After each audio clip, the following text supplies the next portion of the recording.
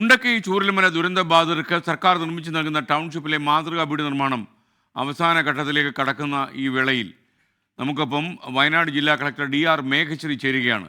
വിശദമായ പരിശോധനയ്ക്ക് ശേഷമാണ് സ്ഥലം കണ്ടെത്തിയത്.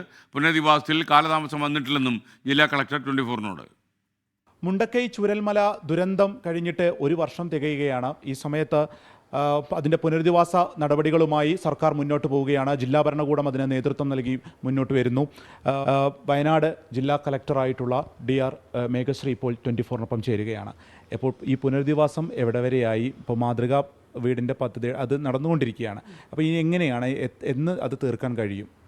ശരി, നമുക്ക് പുനരധിവാസം 2 ഘട്ടങ്ങളായിട്ടാണ് നമ്മൾ ചെയ്തത്. ഒന്നും ടെമ്പററി റീഹാബിലിറ്റേഷൻ, പെർമനൻ്റ് ആയിട്ടുള്ള റീഹാബിലിറ്റേഷൻ. അപ്പോൾ ടെമ്പററി റീഹാബിലിറ്റേഷൻ പറയുമ്പോൾ ഇപ്പോൾ നിലവിലുള്ള ആൾക്കാരുടെ ഒരു റെൻറ്റൽ ഹൗസസിലേക്ക് നമ്മൾ അയച്ചു കൊടുക്കുന്നതും ഗവൺമെൻറ്റിൻ്റെ റെൻറ്റൽ പോളിസി ആയിട്ട് 6,000 rupees അവർക്ക് കൊടുക്കുന്നതും ലൈവ്ലിഹുഡ് അസിസ്റ്റൻസ്, അത്രയോ കുട്ടികളും പഠനം കംപ്ലീറ്റ് ചെയ്യണം, മൈക്രോ പ്ലാൻ ഇംപ്ലിമെൻറ്റേഷൻ ചെയ്യണം എന്ന ഒരു ലക്ഷ്യത്തിലാണ് വളരെ നല്ല രീതിയിൽ ഒരു കൊല്ലം കൊണ്ട് നമുക്ക് ടെമ്പററി റീഹാബിലിറ്റേഷൻ ചെയ്യാൻ സാധിച്ചതും. ഇനി പെർമനൻറ്റ് റീഹാബിലിറ്റേഷനെ കുറിച്ച് പറയുമ്പോൾ എൽസ്റ്റോണിലാണ് നമ്മൾ 410 വീടുകളും കംപ്ലീറ്റ് ചെയ്യാൻ നമ്മൾ തീരുമാനിച്ചതും. അപ്പോൾ 30-ാം തീയതി നമ്മൾ ടാർഗറ്റ് മാതൃക വീട് കംപ്ലീറ്റ് ചെയ്യാൻ. അപ്പോൾ ULCC ആ ലക്ഷ്യം തന്നെ വഹിച്ചു. ഇപ്പോൾ മോഡൽ ഹൗസ് ഇനി ഏകദേശം കംപ്ലീഷനിലേക്ക് എത്തിയിട്ടുണ്ട്. എക്സ്റ്റീരിയർ പെയിൻറ്റിങ് ഇപ്പോൾ നമുക്ക് ചെയ്യാൻ സാധിക്കില്ല. അതല്ലാതെ ബാക്കിയുള്ള എല്ലാ വർക്ക്സും ഏകദേശം നമുക്ക് തീരാറായിട്ടുണ്ട്. ഇനി 31 ഡിസംബറിനാണ് നമ്മൾ 410 വീടുകളും കംപ്ലീറ്റ് ചെയ്തിട്ട് ആൾക്കാരിനെ കൈമാറാൻ ബഹുമാനപ്പെട്ട CMൻ്റെ നിർദ്ദേശനമുള്ളത്. സോ അതനുസരിച്ചിട്ടുള്ള വർക്കുകളും നല്ല രീതിയിൽ പുരോഗമിച്ച് വരുന്നുണ്ട്. ഇപ്പോൾ അത് കുറച്ച് അതിൻ്റെ ഒരു ടൈം വൈകാനുള്ള ഒരു കാരണം? ടൈം അങ്ങനെ ഒന്നും വൈകിട്ടില്ല. നമ്മൾ ഈ ആദ്യത്തെ ദുരന്തത്തിൻ്റെ ആ രക്ഷാപ്രവർത്തനത്തിൻ്റെ സമയത്തിൽ തന്നെ ഭൂമി കണ്ടെത്താനുള്ള ഒരു ശ്രമം നമ്മൾ നടത്തിയിട്ടുണ്ടായിരുന്നു. നമുക്കെല്ലാവർക്കും അറിയാം, വയനാട്ടിലെ അങ്ങനെ ഫ്രീ ഹോൾഡ് ഭൂമിയില്ല.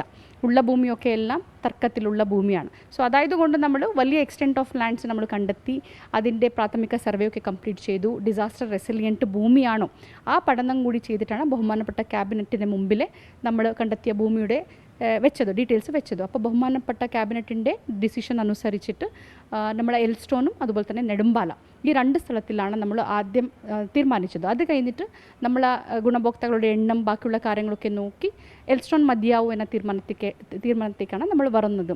അപ്പോൾ നമ്മൾ ജിയോ ഇറക്കി ആ സമയത്തിൽ തന്നെ എൽസ്റ്റോണിൻ്റെ ഉടമസ്ഥർ കോടതിയുടെ കാര്യത്തിലേക്ക് പോകുന്നത്. അപ്പോൾ നമുക്ക് കോടതിയിൽ നിന്നും ഗ്രീൻ സിഗ്നൽ കിട്ടിയ ആ ദിവസം തന്നെ നമ്മൾ ഭൂമി ഏറ്റെടുത്തിട്ട് അടുത്ത ദിവസം തന്നെ നമ്മൾ വർക്ക് നമ്മൾ സ്റ്റാർട്ട് ചെയ്തിട്ടുണ്ട്. അപ്പം നമ്മൾ എന്താണ് ടാർഗറ്റ് CM കൊടുത്തിരിക്കുന്നതും ക്യാബിനറ്റും ബഹുമാനപ്പെട്ട സർക്കാർ കൊടുത്തിരിക്കുന്നതും അതനുസരിച്ചിട്ട് നമ്മൾ മുന്നോട്ട് പോകാൻ സാധിച്ചിട്ടുണ്ട്. ഇപ്പോൾ ജില്ലാ ഭരണകൂടം ഈ പുനരധിവാസ പദ്ധതികളിൽ നടപ്പാക്കുന്ന പദ്ധതികളെക്കുറിച്ച് അതിൻ്റെ ഇപ്പോഴത്തെ ഒരു സ്റ്റാറ്റസിനെക്കുറിച്ച് വിശദീകരിക്കുകയായിരുന്നു ജില്ലാ കളക്ടർ.